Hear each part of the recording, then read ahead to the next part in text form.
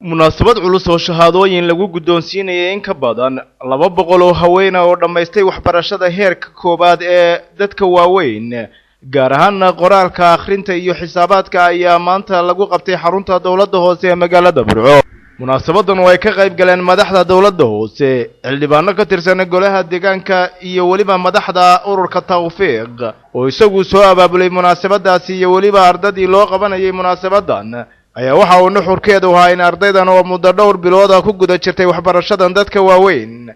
loo soo khatimo isla markaana lagu abaal mariyo shahaadooyinkii ay mutaysteen. ku-xigeenka duqa Burco Maxamuud Xasan Jaamac Xoday oo saaka isagu xuray waxbarashadaasi dadka waaweyn oo na socotay muddada dheer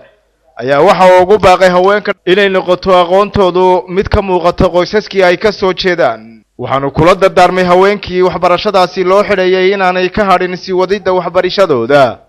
gudoomiyaha ururka wadaniga ah ee Tawfiiq Marwo Faadumo Maxamed Cigaal ayaa iyaduna waxa ay munaasabadaasi ka sheegtay in waxbarashadana dadka waaweyn ay ku lamaan tahay barashada farshaxanka iyo samaynta aqalabka hidaha iyo dhaqanka, kaasi oo la doonayo inaanay haweenku aanay gacanta ka qaadin ama aanay faraha kala bixin barashada agabka hidaha iyo dhaqanka iyo samayntiisa. ilaahayna waxaanu ka rajaynaynaa dumarka halka fadhiya cidii gacan qaban lahayd baanu ka rajaynaynaa inuu noo sakhiro baanu rajaynaynaa in la maalgeliyo xirfadihii baanu baray waa markii afraad Tawfiiq ay ka qalin jabiyaan. sidoo kalena waxa iyaguna munaasabadaasi maanta ka hadlay xubno ka mid ah golayaasha deegaanka ee magaalada Burco, iyadoo ugu dambeyntiina halkaasi shahaadooyinkii lagu guddoonsiiyay haweenkii dhamaystay waxbarashadaasi.